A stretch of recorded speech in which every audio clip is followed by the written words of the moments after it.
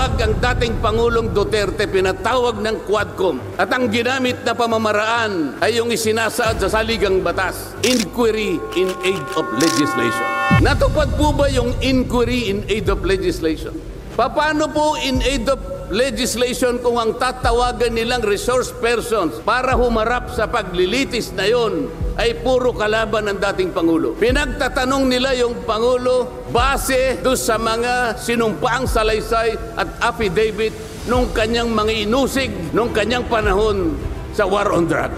Hindi naman ipinatawag ang mga taong maaring makapagbigay sa kanya ng tulong upang ipaliwanag ang war on drugs. Hindi ipinatawag ang mga Solicitor General sa kanyang panahon. Hindi ipinatawag ang mga Chief PNP upang magpaliwanag kung ano ang war on drugs. Puro kalaban ng dating Pangulo.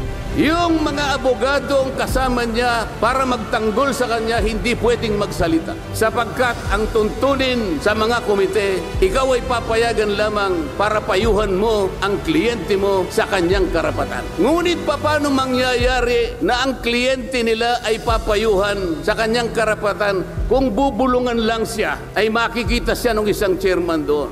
Attorney, huwag mong bubulungan yan. Iko-contempt kita.